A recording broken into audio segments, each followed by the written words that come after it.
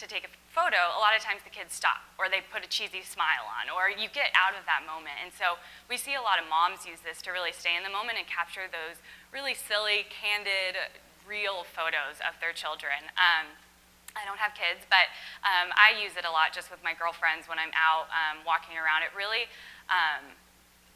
I've experienced more things after the fact than I have before, because I'm able to look back at the photos you could kind of watch as a time lapse, and it kind of takes you through this moment that you had. And a lot of times you get these photos that you would never have gotten before, or you didn't even notice it because you were so distracted. As she was saying, you know, as women, our minds are all over the place, and so it also allows you to kind of stay in that moment, and also just add some fun and excitement into your life by having that, enjoying that at a later time. Thank you. I'm going to selfishly ask a question about mindfulness, because I think that there's something that it's a big topic right now, but it's also, I do strongly believe that wearables have the opportunity to create a space for us to be more mindful in our lives. And, you know, with music, it's probably more obvious than the others, but I think that with each of them, they provide opportunities for us to be, whether it's because we're not worrying about the one thing or because we're taking better care of ourselves.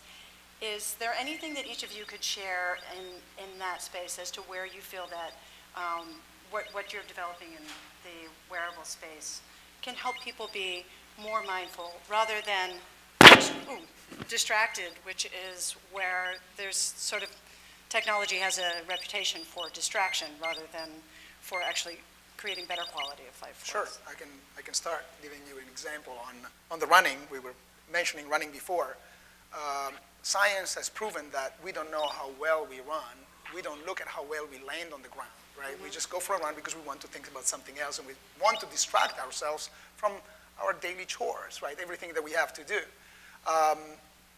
Daniel Lieberman at Harvard mentions the fact that if we run wrong, we're subject to impact forces similar to being hit by a sledgehammer 1,000 times a mile, right? Over 400 pounds every single time we touch the ground, right?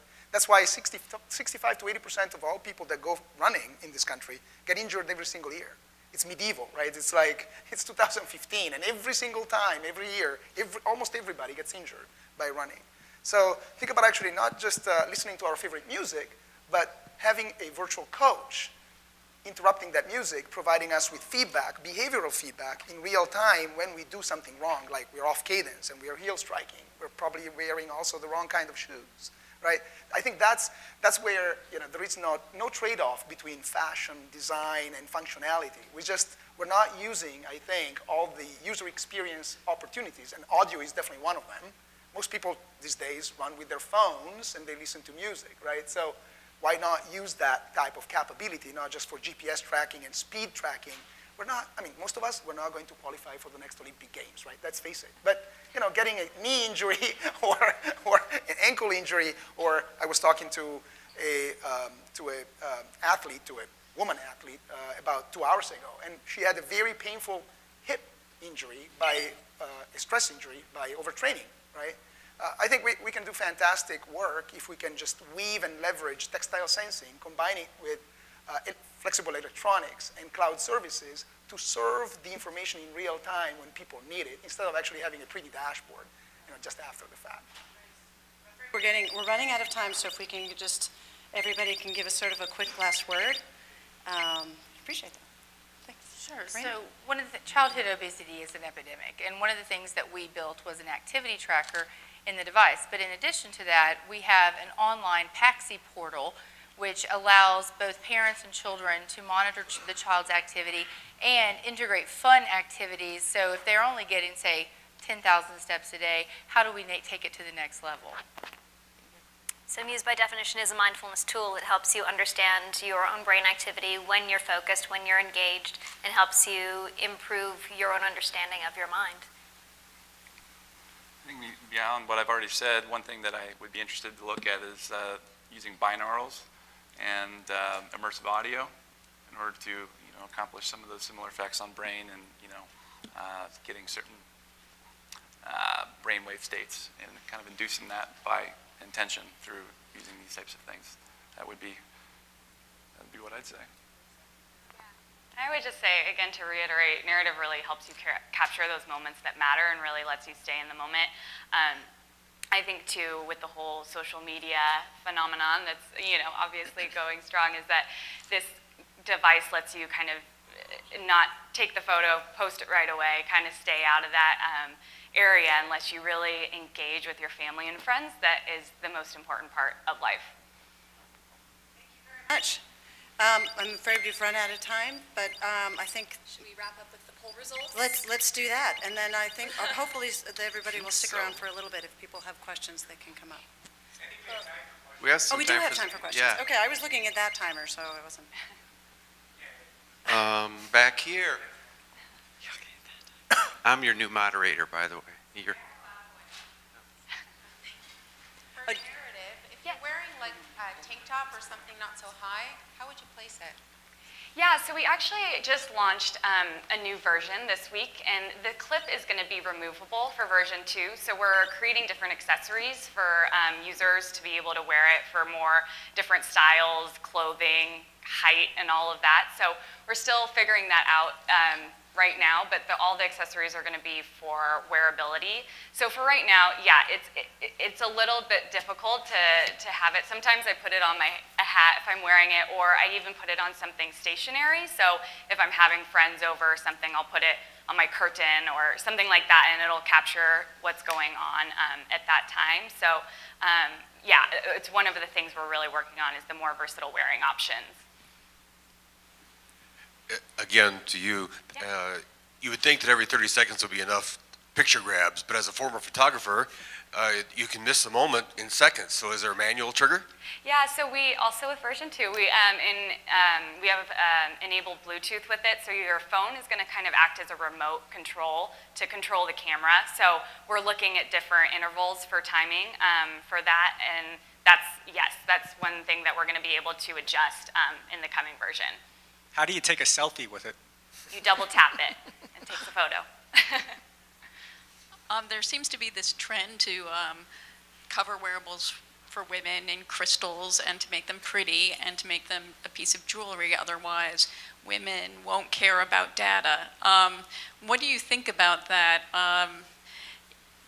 Wouldn't they probably wear it even if it weren't a piece of jewelry but actually provided something useful enough to them? Yeah, so we did extensive user testing in creating this device. And where we ended up in our user testing is not that the thing needed to be pink and covered in crystals. It needed to be comfortable. It needed to fit into your daily life. It needed to fit into your routine and fit on your head. The one sort of exception for women is we tried a number of different things, some that went all the way around the head. And they preferred a style like this because it didn't interfere with hair. So it didn't mess your hairstyle, but that was far more important than being blingy. That had to be comfortable and fit into your life. I think if I can add, it would be fantastic to actually work with the sports and apparel industry to actually design lines that are actually in line with any occasion, right? So think about not just in the sports and fitness area, but think about any type of occasion, right? So it would be cool to actually have a quantified experience of us all day long, regardless of what we do. So I think women are actually particularly interested in actually looking great or being comfortable with themselves, regardless of where they are and what they do. So I think it's more of a line. That's why I think there is an opportunity to work with the design industry and with the fashion industry, and it doesn't have to be crystal, right? In fact, most of us, most of the day, don't wear, fancy or very, very visible jewelry, right? So that's, I think, is a good question there. To kind of elaborate on what you guys responded to our poll question with, you actually didn't really seem to incorporate fashion as your primary decision maker in whether to buy a wearable. Function and fitness were actually the two most important factors for the audience's combined response, so it really ties into what the panel's saying. For Jennifer, so what is the age limit for kids to wear that wristband? Because at a certain point, they will understand that they're being tracked. If they want to do something naughty, they will reject the band, or maybe some of the other kids say, oh, that's cool, give it to me. Like, Sure. So the device starts, to answer your first question, the device starts for 18 months, and it's in 3 sizes that go up to 12 years, based on average wrist diameter. However, and we understand your concern. So the device requires 2 hands to remove the device. So a child could not just remove their own device without the help of someone else. The second part of that is if the band is removed, the parent is alerted that the band has been removed and is aware of the child's GPS location. Our philosophy isn't, this is, big brother or mommy spying on you. This is helping mom let you be a kid and go out and have fun versus, being limited to a certain area. And what about energy? How long does the battery last? It's a 36-hour lithium-ion rechargeable battery. Thank you.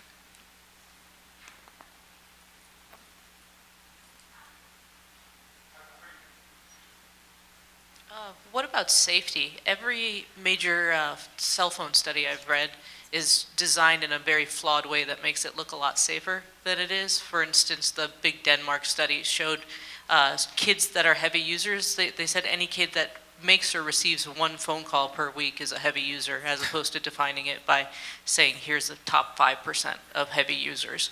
Are they correlated to tumors and such? So I'd be curious to hear what you think about safety of these devices, especially on kids. So, we feel that our device actually helps kids stay safe, right?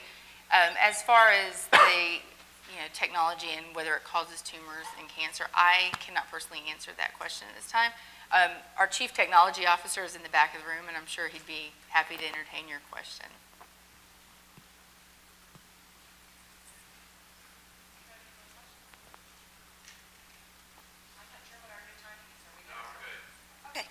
Well, thank you very much to my panelists. You guys are amazing, and I'm really excited to see where your products are evolving. I want to just share one quick story about Muse, if it's okay. We're using the Muse in our study, and this is just from a mom's perspective.